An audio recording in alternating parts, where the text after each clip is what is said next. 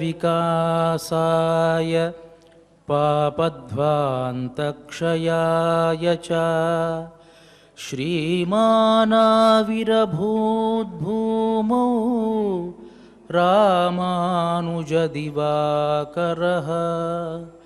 श्रीमानाविरभूद्भूमौ रामानुजदिवाकरः।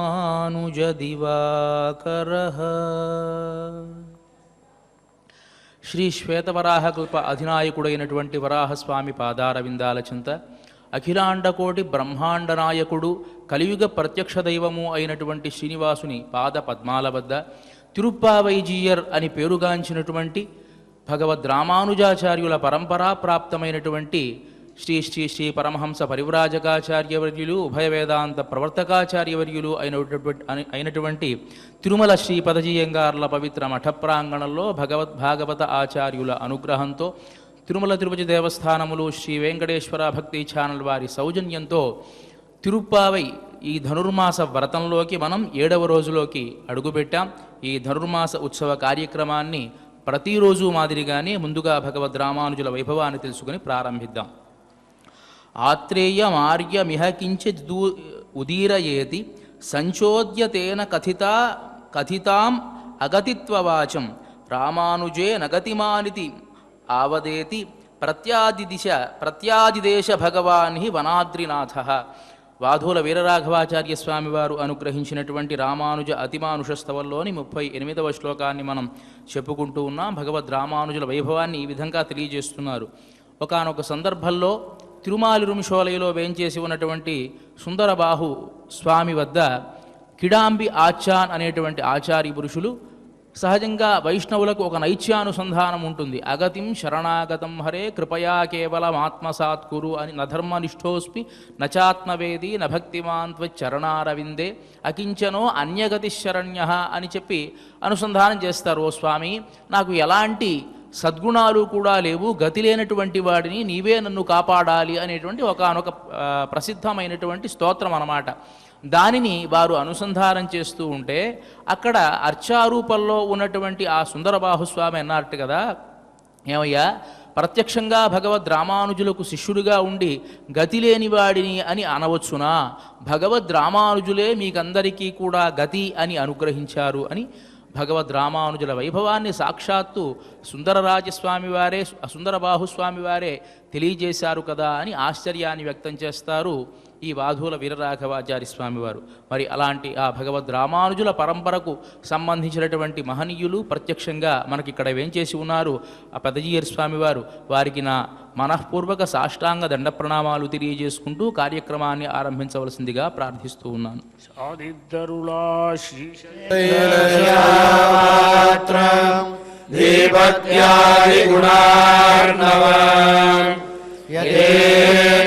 ప్రవరం వందే రమ్యజామాదరం మునే లక్ష్మీనారసమారంభా నారయాముణమధ్యమాం అస్మదాచార్యపర్యంతం వందే గురుపరంపరాం.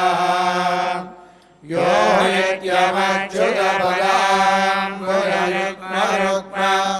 వ్యామోహదస్తరిధరాణి తృణాయ మేనే అస్మద్గురోర్భగవతోస్య దైవసింధో రామానుజస్య చరణౌ శరణం ప్రపద్యే. మాతాపితాయువదయస్తనయా విభూతి సర్వం యదేవ నియమేన మదన్మయానాం ఆద్యస్య న కులపదేర్ వకులాభిరామం శ్రీమత్తరేంద్రయుగళం ప్రణమామి మూర్ధ్నా. భూయం శరస్య మకరాక్వయ భట్టనారం శ్రీభక్తిజార కులదేవ యోగివాహాన్ భక్తాంగ్రిరేణ పరగాణ శ్రీ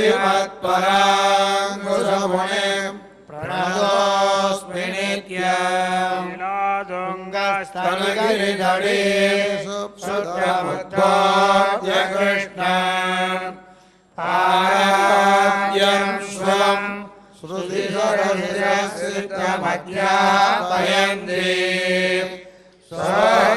स्वकृष्टायां श्रवणीयमिदं यावराज्यस्य भुङ्गे गोदानस्यै नमैरविदं भूयेवास्तु भूयः அன்னமயல் புதுவை ஆண்டாள் அரங்கற்கே பண்ண திருப்பாவை பல்வலியம் இன்னிசையால் பாடிக் கொடுத்தால் நற்பாமாலை பூமாலை சூடிக் கொடுத்தாளை சொல்லு சூடிக் கொடுத்த சுடற்கொடியே தொல்பாவை பாடி அருள வல்ல பல்வரையாய் நாடு நீர் என்னையும் மாத்தம் நாம் கடவா வண்ணமே நல்கு சன்னங்கும் யாரைச்சாத்தன் கடந்து பேசிய பேச்சரம் கேட்டிலையோ பெண்ணே காசும் பிறப்பும் கலப்ப கைவேற்று வாசனருங்குணலாசியர் மத்தினார் ஓசை மறுத்த தைரரவம் கேட்டிலையோ நாயக பெண்மிழாய் நாராயணன் மூர்த்தி கேசவனை பாடவும் நீ கேட்ட கிடத்தியோ கேசமுடையாய் கிரவேலோரெம்பாவாய் பிறந்தவோர் கோவிந்தன் வாழுவோர் சோதி மணிமாடம் தோன்றுவோர் நீதியாய் நல்லவர் வாழுவோர் நான் மறையல் போவோர் வில்லிபுத்தோர் பேரக்கோளோர் பாதகங்கள் தீர்க்கும் பரமனடி காட்டும் வேதமனைத்துக்கும் மெய்தாரும் கோரையும் அறியாத மாநிலரை வையம் சுமப்பதும் வம்பு பூரத்தில் ஜகத்துடித்தான் வாழியே திருப்பாவை முப்பதும் செப்பினால் வாழியே பெரியாழ்வார் பெற்றெடுத்த பெண் பிள்ளை வாழியே பெரும்போதோர் மாமுனிக்கு பின்னால் வாழியே ஒருநாற்பற்று மூன்றைத்தால் வாழியே உயரங்கற்கே எண்ணி உகந்தளித்தால் வாழியே மறுவாரம் திருவள்ளி வடநாடு வாழியே வன்முதுரை மலர்கோதை மலர்பலங்கள் வாழியே. శ్రీమతే రామానుజాయ నమః. శ్రీమద్వరవరమునయే నమః. ముందుగా పాశురాన్ని అనుసంధానం చేసుకొని పాశురార్థాన్ని ఆస్వాదిద్దాం. கீஷிகீஷன் ரெங்கும் ஆனைச்சாத்தன் கலந்து பேசின பேச்சரவம் கேட்டிலையோ பெண்ணே கேட்டிலையோ பெண்ணே காசும் பிறப்பும் காசும் பிறப்பும் கலகலப்ப கைபேர்த்து கலகலப்ப கைபேர்த்து வாசனருங்குழலாட்சியர் வாசனருங்குழலாட்சியர் மத்தினால் ஓசைப்படுத்த ஓசைப்படுத்த வீரரவம் கேட்டிலையோ வீரரவம் கேட்டிலையோ நாயகப் பெண் பிள்ளாய் நாயகப் பெண் பிள்ளாய் நாராயணன் மூர்த்தி நாராயணன் மூர்த்தி கேசவனைப் பாடவும் கேசவனைப் பாடவும் நீ கேட்டே கிடத்தியோ நீ கேட்டே கிடத்தியோ கேசமுடையாய் கேசமுடையாய் இரவேலோரெம்பாவாய் వేలోరెంబావాయ్ ఆండాళ్ తిరువడిహళే శరణం. నిన్నటి పాశురల్లో భగవద్గుణానుభవంలో కొత్తదైనటువంటి గోపబాలిక, వీళ్ళ గోష్ఠిలో కొత్తగా చేరినటువంటి గోపబాలిక, అమాయకమైనటువంటి ఒక గోపబాలికను మేలుకొలపడం జరిగింది. ఆ పాశురంలో మునివరుகளும் యోగిகளும் మెళ్ళ ఎഴുந்து అరియన్న పేరరవం, మునులు యోగులు వీళ్ళంతా కూడాను హృదయస్థానంలో ఉన్నటువంటి తమ పరమాత్మను ధ్యానిస్తూ నెమ్మదిగా లేస్తూ ఒద్దిగిలిగా లేస్తూ హరిహరి అంటూ అనేటువంటి పేరరవం పెద్ద శబ్దాన్ని మీరు వినలేదా? సహజంగా నిద్ర లేచేటువంటి వారు నిన్న చెప్పుకున్న యోగులు మునులు ఎట్లా లేస్తారు, గర్భవతులైనటువంటి ఆడవాళ్ళు ఎట్లా లేస్తారో, లేకపోతే తమ పాలిచ్చినటువంటి పిల్లవాడు హృదయం మీద పెట్టుకొని పడుకుంటే తెల్లవారుజాము లేచేటప్పుడు ఎట్లా లేపి నెమ్మదిగా పడుకోబెడతారో అట్లా లేస్తూ హరిహరి అంటూ లేస్తారు అని చెప్పుకున్నాం కదా. వాళ్ళు పెద్దగా హరి అంటే ఎవరన్నా పిల్లవాడు తన ఒళ్ళో పెట్టుకున్నటువంటి పిల్లవాడిని లేపేటప్పుడు వాడికి ఎలాంటి ఇబ్బంది లేకుండా పడుకోబెడుతూ పెద్దగా హరి అని అరుస్తారా? అరవరు కదా, హరిహరి అని లేస్తారు. మరి ఇక్కడ పేరరవం, చాలా పెద్ద శబ్దం నీవు వినలేదా అని ఎందుకు అంటున్నారు అంటే, వీళ్ళు గోకులంలో ఉన్నటువంటి ఈ యోగులు మునులు చిన్నగానే హరిహరి అని అంటున్నారు. కానీ గోకులంలో మిగతా లేచేటువంటి గోకులంలో విన్న వాళ్ళంతా ఉంటారు కదా, మామూలు ప్రజానికం అంతా, వాళ్ళందరికీ కూడా పొద్దున్నే లేచేటప్పుడు హరిహరి అని లేవడం అలవాటట. అదే మంచి అలవాటు. కాబట్టి వాళ్ళంతా హరిహరి అంటున్నారు, వీళ్ళు అనే హరి ఆ హరి అంతా కూడా పెద్ద శబ్దంగా మారింది కదా అని అక్కడ శబ్దాన్ని నామ సంకీర్తన పెద్దగా చెయ్యాలి అనేటువంటి విషయాన్ని మనకు గోదామ్మవారు తెలియజేస్తూ ఉన్నారు. ఒక హరిదాసు ఉండేవట, ఆయన పాపం ఏదో భిక్షాటన చేస్తూ ఉండేవాడు. ఇప్పుడు హరిదాసులు కూడా పాపం కనిపించట్లా ఈ సంక్రాంతికి. అంటే గ్రామాల్లో ఇప్పుడు ఉన్నారేమో తెలియదు, గ్రామాల్లో అయితే వస్తూ ఉండేవాళ్ళు హరిదాసులు. వాళ్ళంతా ఈ ప్రత్యేకించి సంక్రాంతి సమయాల్లో చాలా విశేషంగా ఉంటారన్నమాట. సరే, హరిదాసులు మామూలుగానే హరిదాసులు కొంతమంది ఉంటారు, వాళ్ళు ఎప్పుడూ కూడా హరిదాసులుగానే ఉంటారు. అలాంటి హరిదాసు ఒక ఆయన ఉండేవట. పొద్దునే భిక్షాటన చేసేది, వచ్చేది, పడుకునేది. పక్కనే ఒక వ్యాపారం చేసేటువంటి ఆయన ఒక ఆయన ఉన్నాడు పాపం.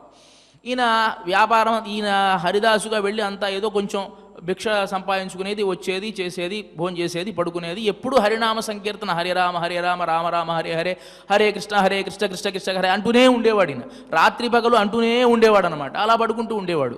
పక్కన ఈ వ్యాపారం చేసేటువంటి ఆయన పాపం ఒక వెచ్చాల కొట్టుకు పెట్టుకున్నాడు. ఆయన వ్యాపారం చేసి పాపం అంతా అయిపోయి పడుకున్నాడు. పాపం పడుకుంటే నిద్ర పట్టేది కాదు. రాత్రంతా ఈయన భజనే, ఎప్పుడు కూడా ఈయన భజనే అనమాట. ఏమీ పడుకోవాలన్నా ప్రశాంతమైన నిద్ర లేదు.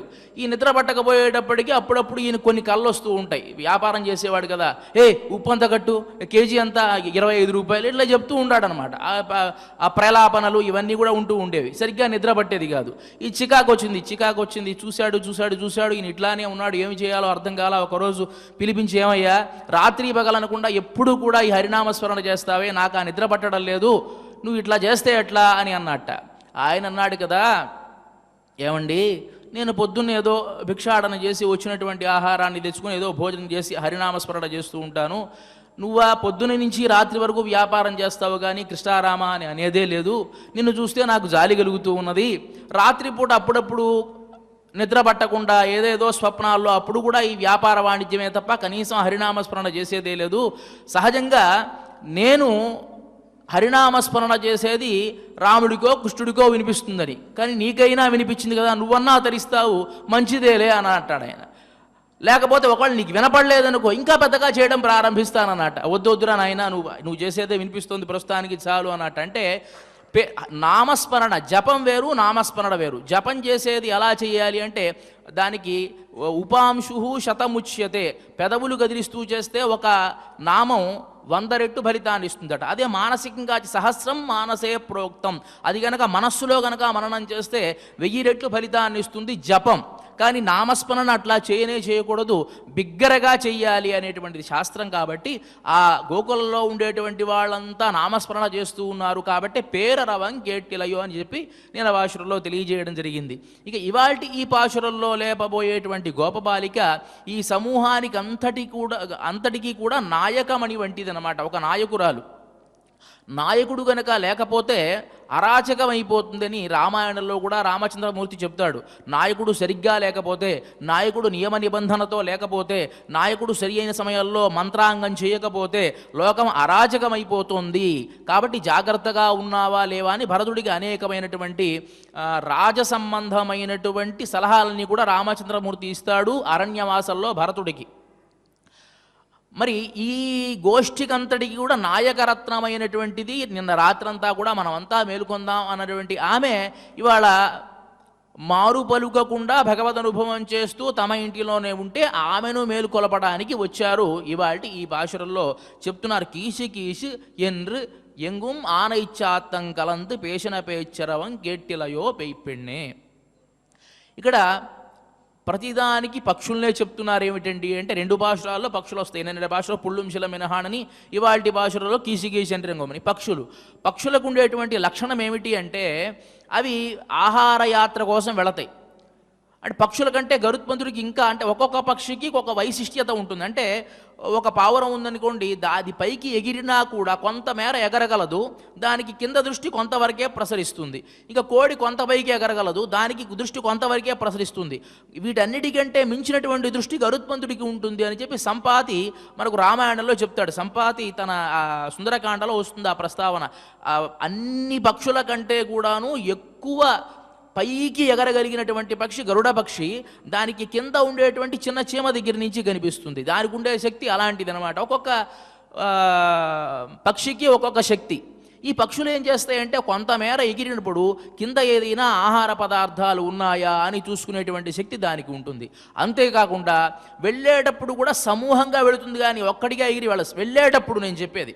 తర్వాత వాటి ఆహార విషయమే అవి వ్యస్తంగా వేరేగా ఉండవచ్చు, కానీ వెళ్ళేటప్పుడు మాత్రం గుంపులుగానే వెళుతుంది. మనం ఇప్పటికీ చూస్తాం, కొంగలు వెళ్ళేటప్పుడు గుంపు వెళుతూ ఉంటుంది, కొంగల గుంపు అనమాట.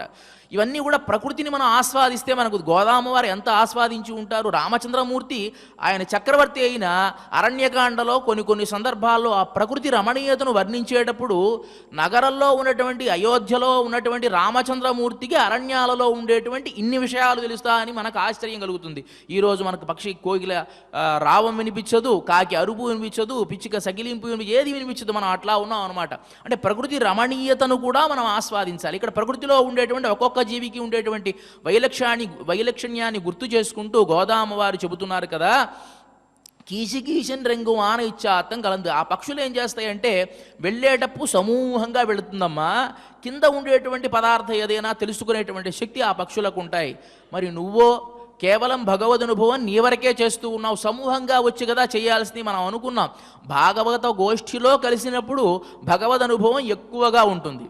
అంతే తప్ప కేవలం నేనొక్కడిని ఏకస్వాదున భుంజీత అని చెప్పినట్టుగా నేను తినాలి, నేనొక్కడినే అనుభవించాలి అంటే ఆ ఆనందం పరిమితం అయిపోతుంది. సమూహంగా ఉన్నప్పుడు ఆ ఆనందం వేరు. పెళ్లి భోజనాల్లో మనం చూస్తాం, చూడండి ఎంత ఆనందంగా భోజనం చేస్తారో. 10 మంది కూర్చుంటారు, ఒక్కొక్కడు ఒక్కొక్క పదార్థాన్ని వర్ణిస్తూ ఉంటాడు. ఇది చాలా బాగుందంటాడు, దీంట్లో ఉప్పు తక్కువ అంటాడు, ఒకడు ఇది ఇంకా మధురంగా ఉందంటాడు. ఎంత ఆనందంగా మనం ఒక్కడే పెట్టుకొని ఎవ్వరూ లేకుండా తలుపు వేసుకొని తింటే అది మధురంగా ఉంటే ఏమిటి, ఉప్పగా ఉంటే ఏంటి, చప్పగా ఉంటే ఏం ఆనందం కలుగుతుందండి. దాని మీద ఏదైనా ఒక మాట ఎవరికి చెప్పుకునేవాడు ఎవడు లేకుండా ఎందుకు తినడం. కాబట్టి సమూహంగా భుజించాలి. కాబట్టి భగవద్ అనుభవం కూడా సమూహంగా చేయాలి. కానీ నువ్వు మాత్రం ఏకస్వాదున భుంజీతలాగా కేవలం తలుపులు వేసుకొని మీ ఇంటి పరిమితంగానే ఉండి నిన్న రాత్రి ఏమో వేకువజామునే వస్తానని చెప్పి రాకుండా మమ్మల్ని లేపాల్సిన బాధ్యత కూడా నీ మీద ఉండగా లేకుండా నువ్వు ప్రశాంతంగా భగవద్ అనుభవం చేస్తున్నావేంటమ్మా అని చెప్పడానికి గుర్తుగా కీసికీసెన్ రెంగు మాన ఇచ్చాత్తన్ కలంది పేచన పేచ్చరవం కేట్టెలయో పెయ్పెన్నే. లోపల ఉండేటువంటి గోపికకు తెల్లవారుజాము అవ్వడానికి ఒక గుర్తు చెప్పారు. మనం ఇవాళ లేవాలి అంటే ఒకప్పుడు అలారాలు ఉండేవి, అది మీరి సెల్ ఫోన్స్ కూడా వచ్చేసాయి ప్రశాంతంగా. సెల్ ఫోన్లోనే అలారం, సెల్ ఫోన్లోనే సినిమా, సెల్ ఫోన్ అన్నీ మనం సెల్ ఫోన్లోనే చూస్తూ ఉన్నాం. కానీ అప్పుడు అలా కాదు, ప్రకృతిని బట్టే లేచేవాళ్ళు. ఇలా అలారాలు ఉండేవి కాదు కాబట్టి కోడి కూస్తేనో లేకపోతే కోకిల కూస్తేనో లేకపోతే పక్షుల కిలకిల రావాలతో లేచేటువంటి వాళ్ళు కాబట్టి ఈ ఆనైచ్ఛాత్తం, ఈ భరద్వాజ పక్షి అనేటువంటిది కూసింది అంటే అది అలారంతో లెక్కట. పక్షులు వెళ్ళడం కాదు, భరద్వాజ పక్షి కూసింది అంటే అది అలారంతో లెక్క. ఈ సమయం అయింది అని ఒక నిర్ణీతమైనటువంటి వేళను ఈ భరద్వాజ పక్షి సూచిస్తుంది కాబట్టి కీసి కీసి ఎండ్రి ఎంగుమానైచ్ఛాత్తం. కేవలం ఆ భరద్వాజ పక్షి మీ ఇంట్లో కోయడం కాదమ్మా, మీ ఇంట్లో మాట్లాడుకోవడం కాదు, ఈ రేపల్లలో ఉండేటువంటి భరద్వాజ పక్షులంతా కూడా గుంపులు గుంపులుగా చేరి మళ్ళీ ఆహార యాత్ర చేయాలి కాబట్టి తమ భార్యతో అవి రెండూ కూడా ఇంకా మళ్ళీ మనం సాయంత్రం రావాలి, ఎప్పుడు కలుస్తామో ఏమిటో అని మాట్లాడుకుంటూ ఉన్నాయిట. ఆనైచ్ఛాత్తన్ కలంది పేసిన పేచ్చరవం కేట్టిలయో పెయిపెన్నే. ఈ పక్షుల యొక్క ఈ కిలకిల రావాలు నీకు వినిపించలేదా అని చెప్పి భరద్వాజ మహర్షి యొక్క వృత్తాంతాన్ని ఇక్కడ చెబుతున్నారు. నిన్నటి భాషలో మునివర్గళం అని చెప్పి ఇక్కడ కీసి కీచంద్రంగం ఆనైచ్ఛాత్తం అని భరద్వాజ పక్షి అని అక్కడ అర్థం. కానీ భరద్వాజ మహర్షి గురించి చెప్తూ ఉన్నారు. అక్కడ భరద్వాజ మహర్షి ఎంతటి గొప్పవాడు అనే విషయాన్ని ఇక్కడ సూచిస్తూ ఉన్నారు. భరద్వాజ మహర్షికి భగవంతుని కంటే కూడాను భగవద్భక్తులు చాలా ముఖ్యులు అనేటువంటి ఉద్దేశ్యం కలిగిన వాట. సహజంగా లోకల్లో మనకి ఇద్దరు వ్యక్తులు మనకు కనిపిస్తారు. ఒకళ్ళు పెద్దలు చెప్తే తద్వారా వాళ్ళు ఆచరించి వెళ్ళిపోయేటువంటి వాళ్ళు, వాళ్ళకేం అనుభవం ఉండదు. ఇప్పుడు ఇట్లా వెళ్ళకు, ఇలా చెయ్యాలి అంటే సరే దాన్ని అనుసరించి వెళ్ళేవాళ్ళు ఒక రకం. అలా కాకుండా తమకాయి తమే ప్రయత్నం చేసి కష్టపడి దాంట్లో ఉండేటువంటి కష్ట సుఖాలు తెలుసుకునేవాళ్ళు ఒక రకం. ఇద్దరు గొప్పవాళ్లే, ఒక్కొక్కళ్ళు ఒక్కొక్క రకం. భరద్వాజ మహర్షి ఎలాంటి వాడు అంటే తాను కష్టపడి భగవంతుని కంటే భగవద్భక్తులు గొప్పవాడు అని చెప్పాడంటే ఎంతో కష్టపడి ఆలోచించి చెప్తే కానీ చెప్పడు. ఆయన చరిత్ర వేదంలోనే వస్తుందండి. భరద్వాజ మహర్షి వేదాధ్యయనం చెయ్యాలి, సంపూర్ణమైనటువంటి వేదాధ్యయనం చెయ్యాలి అని అనుకుని సంపూర్ణంగా సహజంగా మనిషి ఆయుష్ ఒక 100 సంవత్సరాలు కాబట్టి తాను ఒక 100 సంవత్సరాలు బాగా వేదాధ్యయనం చేశాడు. కానీ వేదం పూర్తి అవ్వలా. అంటే లోకల్లో వేదం అనేటువంటిది మనం ఋగ్వేదము, యజుర్వేదము, సామవేదము, అధర్వణ వేదము కాబట్టి ఈ 4 వేదాలు ఇన్ని సంవత్సరాల్లో పూర్తవుతాయి మనం ఇప్పుడు చెప్పుకుంటున్నాం. కానీ వాస్తవానికి అనంతావై వేదాహ అని వేదం చెబుతుంది. వేదం చాలా అనంతమైనది, ఎన్నో శాఖలు లుప్తమైపోయాయి. సామగానానికి 1000 శాఖలు ఉంటే ఇప్పుడు 2 శాఖలే ఉన్నాయి. ఇట్లా చెప్పుకుంటూ పోతే ఎంతో వేదం లుప్తమైపోయింది. భరద్వాజ మహర్షి సమయంలో ఎంత వేదం ఉందో కదా, కృతయుగం నాటి వాడు ఆయన. సరే వేదాధ్యయనం చేయాలి అనుకున్నాడు. 100 సంవత్సరాలు పూర్తి అయిపోయాయి. 100 సంవత్సరాలు పూర్తి అయిపోతే ఏమవుతుంది, ఆయుష్ పూర్తి అయిపోతుంది కదా. తపస్సు చేశాడు. సరే ఇంద్రుడు ప్రత్యక్షమయ్యాడు. ఏం కావాలి అన్నాడు. 100 సంవత్సరాలు నాకు ఆయుష్ కావాలి అన్నాడు. ఇంద్రుడు అనుకున్నాడు కదా, ప్రపంచంలో ప్రతివాడు ఏం ఆలోచిస్తాడండి, ఇప్పుడే చదువుకున్నానండి, నేను సెటిల్ అవ్వాలి లైఫ్లో, కాబట్టి కొంచెం నెమ్మదిగా ఏదో డబ్బులు సంపాదించుకోవాలి, వివాహం చేసుకోవాలి, భార్యా పిల్లల్ని కనాలి, తర్వాత వాళ్ళని సెటిల్ చేయాలి, ఇవన్నీ కొంత ప్రతి వాళ్ళకి ఒక ఆలోచన ఉంటుంది కదా. భరద్వాజ మహర్షి 100 సంవత్సరాలు వేదాధ్యయనం చేశాడు కాబట్టి ఇప్పుడు వివాహం చేసుకుని ప్రశాంతంగా కాపురం చేసి పిల్లల్ని కనాలనుకుంటున్నాడేమో. సరేలే నీకు 100 సంవత్సరాలు ఇస్తున్నాను అని చెప్పి 100 సంవత్సరాలు ఇచ్చాడు. సరే ఆ 100 సంవత్సరాలు కూడా ఆయన ఆయుష్ తీసుకుని మళ్ళీ వేదాధ్యయనం చేస్తున్నాడు తప్ప వివాహం చేసుకోవాలా. అయిపోయింది, 200 సంవత్సరాలు పూర్తయ్యాయి. మళ్ళీ తపస్సు చేశాడు ఆయన. మళ్ళీ ఇంద్రుడు ప్రత్యక్షమయ్యాడు. ఏం కావాలి అన్నాడు. 100 సంవత్సరాలు కావాలి అన్నాడు. మళ్ళీ అనుకున్నాడు కదా, ఒక ఫోన్లో ఇప్పుడన్నా వివాహం చేసుకుంటాడేమోలే, మళ్ళీ 100 సంవత్సరాలు అడుగుతున్నాడు కదా అని చెప్పి మళ్ళీ ఇంకో 100 సంవత్సరాలు ఆయనకు ఆయుష్ ఇచ్చాడు. ఇక్కడ 300 సంవత్సరాలు ఆయుష్ తీసుకున్నాడు. మళ్ళీ వేదాధ్యయనమే చేశాడు. మళ్ళీ వేదాధ్యయనం చేశాడు. 300 సంవత్సరాలు అతనికి పూర్తయింది. మళ్ళీ తపస్సు చేశాడు. మళ్ళీ తపస్సు చేస్తే ఇంద్రుడికి అనుమానం వచ్చింది. ఏమిటి మాట్లాడితే తపస్సు చేస్తాడు, 100 సంవత్సరాలు తీసుకుంటాడు, వివాహం మాత్రం చేసుకోవట్లేదు, పక్కన భార్య లేదు, పిల్లలు లేదు, ఏం చేస్తున్నాడో ఈయన అని చెప్పి కిమే నేన భరద్వాజ ఎత్తే చతుర్థమాయుర్దద్యాం కిమే నేన కుర్యా ఇది వేదంలో వస్తుందండి. భరద్వాజ నీకు చతుర్థమాయుర్దద్యాం, ఇంకో 100 సంవత్సరాలు అంటే ఇంకో 400 సంవత్సరాలు అయింది కదా, ఇప్పుడు ఇంకో 100 సంవత్సరాలు నీకు నేను ఇస్తాను, ఏమి చేస్తావని అడిగారు. బ్రహ్మచర్యమేవైనే నచరే యమితి హోవాచ అంటే బ్రహ్మచారిగా ఉంటాను అర్థం కాదండి. వేదాధ్యయనం వేదాధ్యయనం చేస్తాను అని. వేదాధ్యయనం చేస్తానన్నాడు.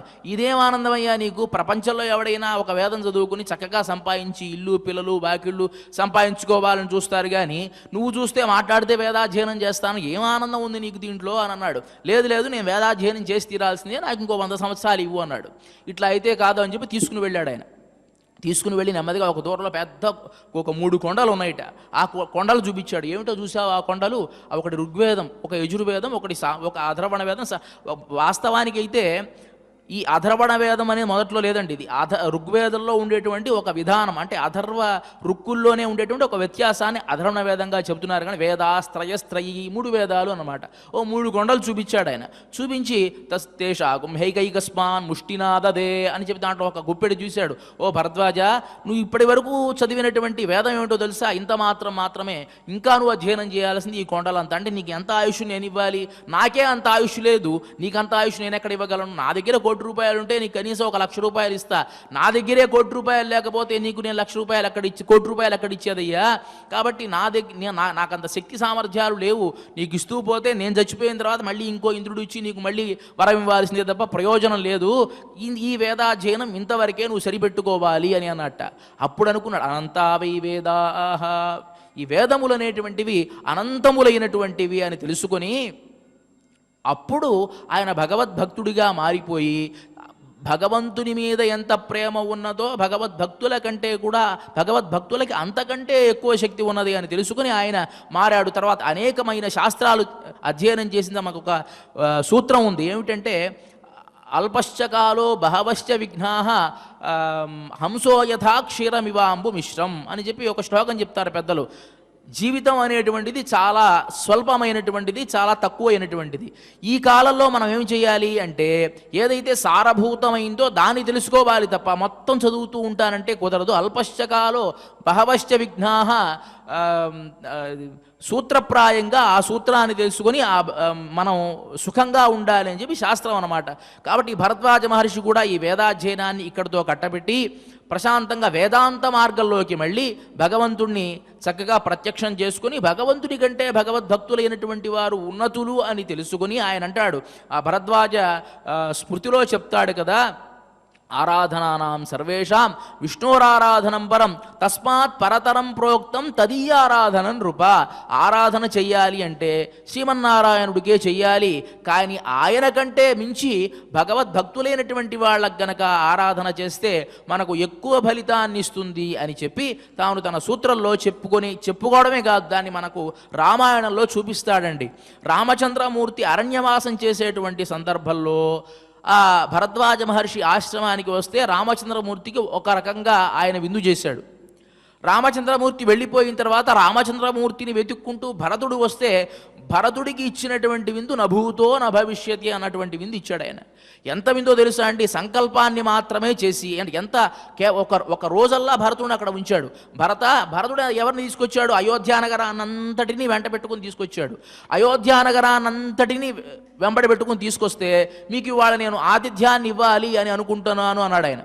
సహజంగా యతుల దగ్గరికి ఋషుల దగ్గరికి వెళ్ళేటప్పుడు సమూహంగా వెళ్ళకూడదండి. కేవలం ఒక్కడిగా వెళ్ళి నమస్కారం చేసి ఏదో పండో ఫలమో సమర్పించి నేను బయలుదేరుతానండి అని బయలుదేరి రావాలి తప్ప అక్కడ నేను ఒక వారం రోజులో నెల రోజులో తిష్ట వేయకూడదు. ఎంత గొప్పవాడైనా సరే తిష్ట వేస్తే అతనికి ఆహారం పెట్టాలి అంటే ఇతను కష్టపడాలి, తద్వారా మళ్ళీ ఇతను ధనాన్ని ఆర్జించాలి. ఇదంతా సమస్యలు అన్నమాట.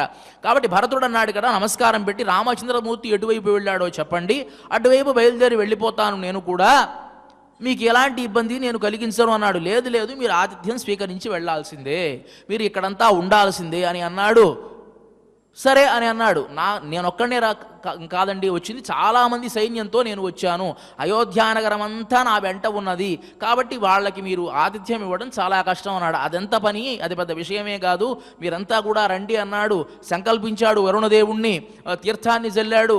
వరుణ ఇట్లా రా అన్నాడు. రంభా ఉర్వశి మేనకల్ని పిలిపించాడు. పెద్ద పెద్ద భవంతులు, ఆ క్షణంలోనే పెద్ద పెద్ద భవంతులు వచ్చాయి, అనేకమైన ఆహార పదార్థాలు వచ్చాయి, అనేక మంది దేవతా స్త్రీలు వచ్చారు. వాళ్ళకి వడ్డీ వార్చడానికి, వాళ్ళకి ఆనందం కలిగించడానికి ఒకటి కాదు, మదిరంతా ప్రవహిస్తూ ఉందట నదిలాగా.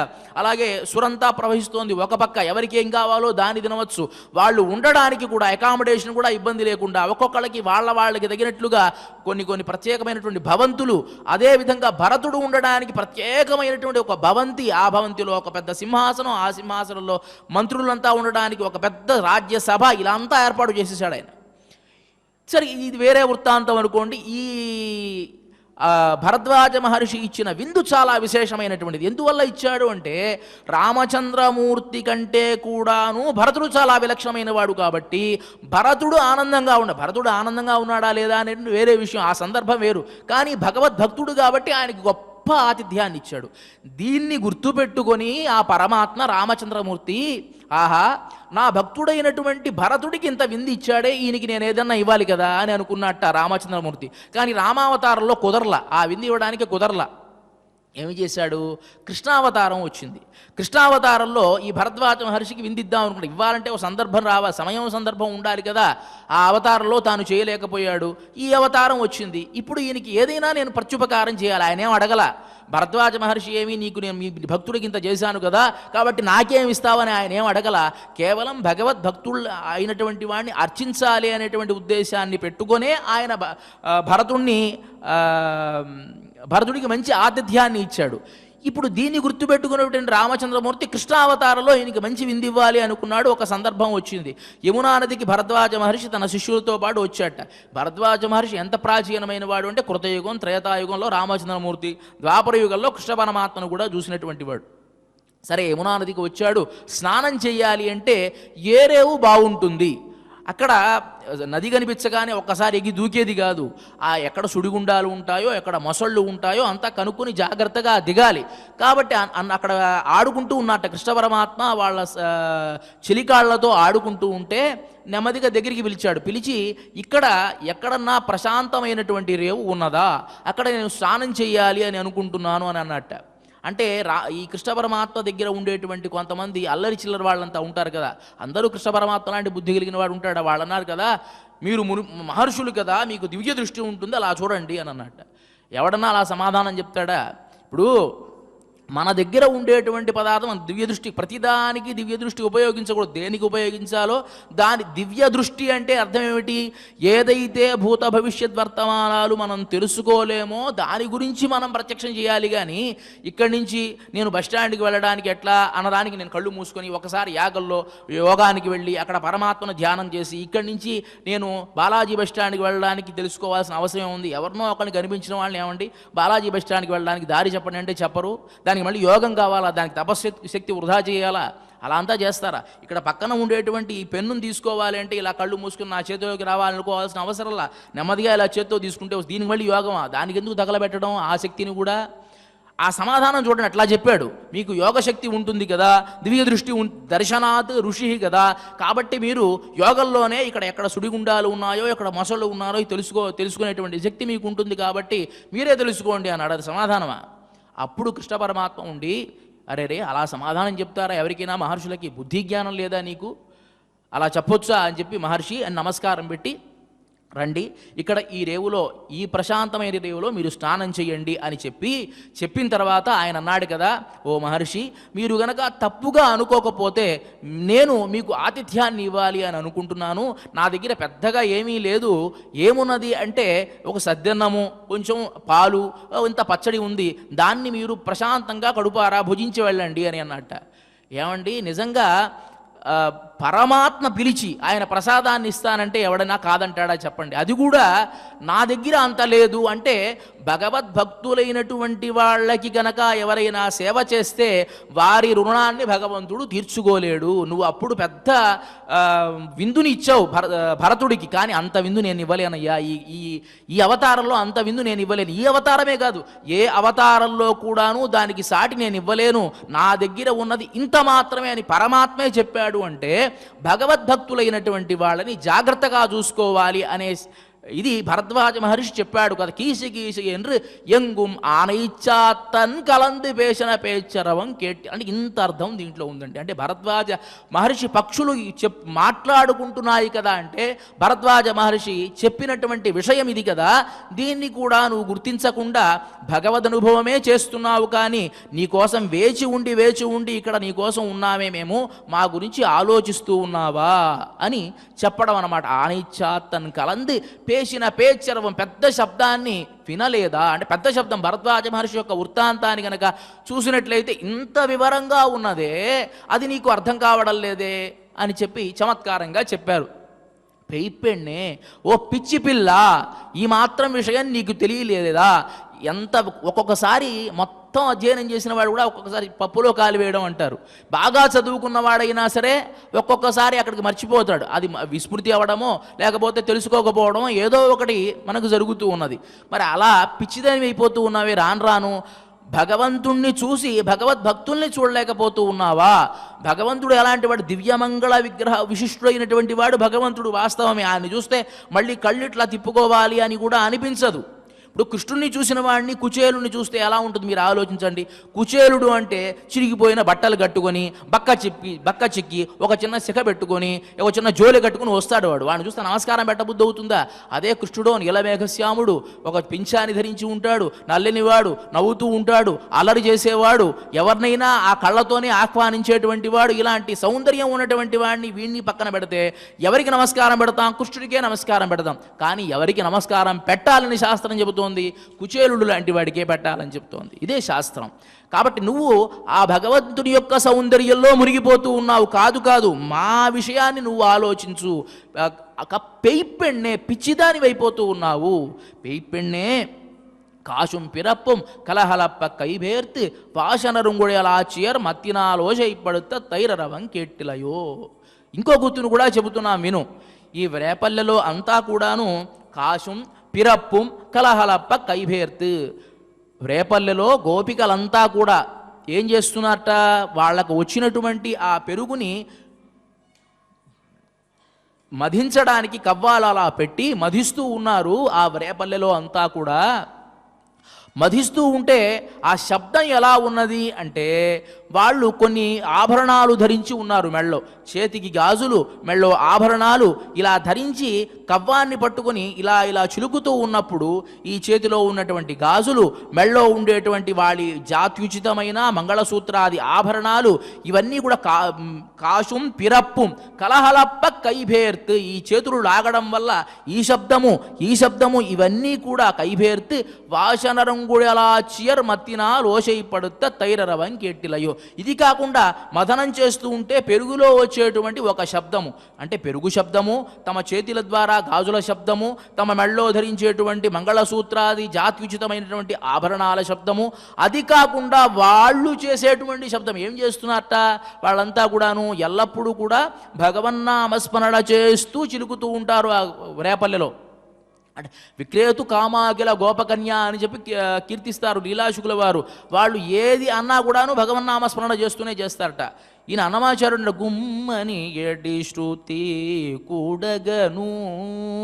రేపల్లెలో గుమ్మని ఎడి శృతి కూడగను కమ్మని నేతులు కాగగలిగే గుమ్మని ఎడి శృతి.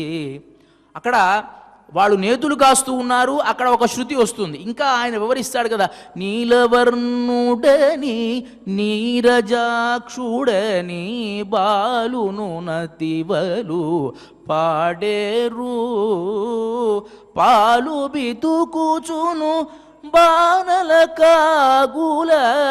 పాలు పితికేటప్పుడు అదే సందర్భంలో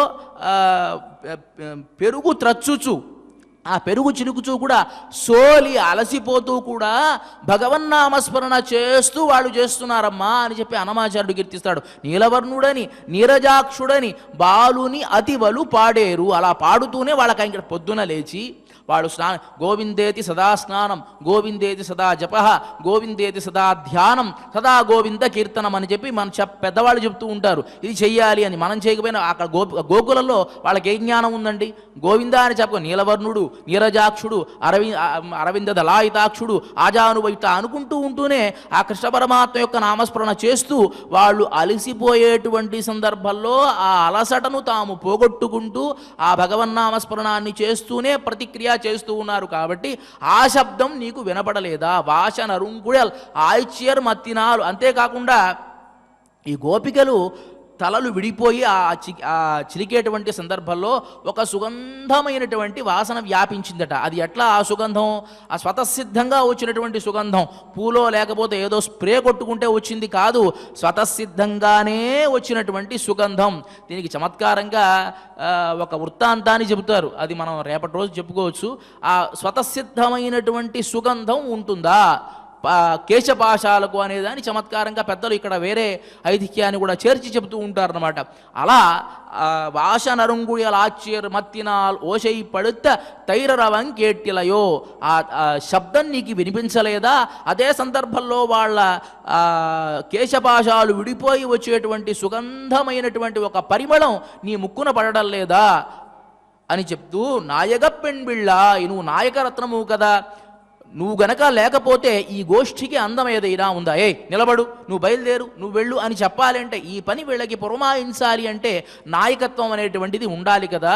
ఒక అధీనత్వం లేకపోతే ఆ గోష్ఠి అంతా చల్లాచెదరైపోతుందమ్మా. ఈ గోష్ఠిలో ఉండేటువంటి ప్రతి వాళ్ళు నీ మాట వినగలరు. కాబట్టి నాయక పెణ్బిళ్ళాయ్, నాయక రత్నాలు లాంటి దానివి నువ్వు పెణ్బిళ్ళాయ్. నారాయణన్ మూర్తి కేశవనై పాడవున్ నీ కేట్టే కిడత్తియో. కేశి అనేటువంటి రాక్షసుణ్ణి సంహరించినటువంటి ఆ స్వామి, అలాంటి వాడు వ్యాపించినటువంటి నారాయణ స్వరూపుడైనటువంటి వాడు మూర్తిమత్వాన్ని పొంది, అంటే ఒక రూపాన్ని పొంది కృష్ణుడిగా ఇక్కడ అవతరించాడు కదా. ఇప్పుడు ఈ వృత్తాంతానంతా ఎందుకు చెప్తున్నారంటే, అక్కడ పాలు పితకడం, అక్కడ పాలు వాళ్ళు చిలుకుతూ ఉన్నారని చెప్పేటప్పటికీ అర్థం చేసుకోవాలి. పాలు ఎక్కడైతే చిలుకుతారో అక్కడ కృష్ణ పరమాత్మ ఉంటాడు కదా అనేటువంటిది ఒక ధ్వని అనమాట. ఎక్కడ పాలు చిలిగితే అక్కడ కృష్ణ పరమాత్మ ఉంటాడు అనేది చమత్కారం అనమాట. మరి నాయక పెణ్బిళ్ళాయ్ నారాయణన్ మూర్తి కేశవనై పాడవున్ని కేట్టే కిడత్తియో. తేజముడయాయ్, మంచి తేజస్సు కలిగినటువంటి దానా, నువ్వు దయచేసి వచ్చి మా గోష్ఠిలో కలవవలసింది అని చెప్పి ఈ పాశురంలో ఆ నాయకమణి లాంటి గోపికను కూడా తమ గోష్ఠిలో కలుపుకొని ముందుకు సాగుతున్నారు గోదాదేవి. ఇక ఇవాల్టి ఈ పాశురంలో చిట్ట చివరి అంశమైనటువంటిది ఆండాళ్ అనుగ్రహంతో తెలిగించినటువంటి తిరుప్పావై. శ్రీమతి తెలిగిచర్ల కందాడై సీతమ్మ గారు రచించినటువంటి తెలుగు తిరుప్పావైలో ఇవాల్టి ఈ పాశురం కీషికీషన్ రింగ్ అనేటువంటి ఈ పాశురానికి నారీమణులకు నాయకమణివై అనేటువంటి ఈ గేయాన్ని తిరుమల తిరుపతి దేవస్థాన ఆస్థాన విద్వాంసులు శ్రీ గరిమెళ్ళ బాలకృష్ణ ప్రసాద్ గారు స్వరపరచడం జరిగింది. దీనిని తిరుమల తిరుపతి దేవస్థానములు శ్రీ అనమాచార్య ప్రాజెక్ట్ కళాకారులు శ్రీ కె బాలసుబ్రహ్మణ్యం గారు ఆలాపన చేయడం జరుగుతుంది. ఈ కార్యక్రమాన్ని నాద నీరాజన మంటపం ద్వారా మనం ప్రత్యక్ష కార్యక్రమం ద్వారా వీక్షించవచ్చు. ఇక ఇవాల్టి ఈ కార్యక్రమాన్ని క్షమా ప్రార్థన నుంచి మంగళం వరకు మనమంతా కలిసి పారాయణ చేసి ముగిద్దాం. అధ క్షమా ప్రార్థన యదక్షరపద భ్రష్టం మాత్రాహీనం చ యద్భవేత్ తత్సర్వం క్షమ్యతాం దేవ నారాయణ నమోస్తుతే. కాయేన వాచా మనసేంద్రియైర్వా బుద్ధ్యాత్మనా వా ప్రకృతే స్వభావాత్ కరోమి యద్యత్ సకలం పరస్మై నారాయణాయేతి సమర్పయామి. అథ లోకక్షేమ ప్రార్థనా స్వస్తి ప్రజాభ్యః పరిపాలయంతాం న్యాయేన మార్గేణ మహీం మహిషాః. గోబ్రాహ్మణేభ్యః శుభమస్తు నిత్యం. లోకాః సమస్తాః సుఖినో భవంతు. అథ మంగళం కోసలేంద్రాయ మహనీయ గుణాత్మనే చక్రవర్తి తనూజాయ సార్వభౌమాయ మంగళం. అస్తు గోపాల బాలాయ నిత్యాయ పరమాత్మనే భక్తవాత్సల్య నిధయే నిత్యభోగ్యాయ మంగళం. శ్రీమత్యే విష్ణు చిత్తార్య మనోనందన హేతవే నందనందన సుందర్యై గోదాయై నిత్యమంగళం శ్రియః కాంతాయ కళ్యాణ నిధయే నిధయేర్థినాం శ్రీవేంకట నివాసాయ శ్రీనివాసాయ మంగళం. స్వామి బోధానంద గోసేవ ఆశ్రమం సైథాపూర్. జ్యోతిష్యం, వాస్తుశాస్త్రం మన పూర్వీకులు మనకిచ్చిన వరం. దుర్గాదేవి, కాలభైరవ ఉపాసనతో వాక్సిద్ధి పొందిన శ్రీ శ్రీ బోధానందగిరి స్వామివారు మీకు ఎలాంటి సమస్యలున్నా, వాటిలో ముఖ్యంగా ధన నష్టం, ఆరోగ్య నష్టం, భార్యాభర్తల మధ్య గొడవలు, ప్రేమించుకున్న వారు దూరం అవడం, ఎన్ని సంబంధాలు వచ్చినా పెళ్లి ముడి పడకపోవడం, రోడ్డు ప్రమాదాలు, అప్పుల బాధలు, వ్యవసాయంలో నష్టాలు, పెద్దల మాట పిల్లలు వినకపోవడం, ఆరోగ్య శాంతి, గృహశాంతి, మనశ్శాంతి లేకపోవడం, ఇలాంటి సమస్యలు ఉన్నట్లయితే ఒక్కసారి స్వామీజీని కలవండి. మీ సమస్యలకు తగిన పరిష్కారాన్ని పొందండి. అంతేకాక అన్ని రకాల వ్యాధులకు గోపంచకవ్య మరియు మూలికా వైద్యం చేయబడును. నమ్మకంతో రండి, ఆయురారోగ్యాలతో వర్ధిల్లండి. మా అడ్రస్ స్వామి బోధానంద గోసేవ ఆశ్రమం, సైథాపూర్, వీరభద్రస్వామి గుడి దగ్గర, యాదగిరిగుట్ట. సంప్రదించవలసిన నెంబర్ 9849213754 మరియు 9618034138.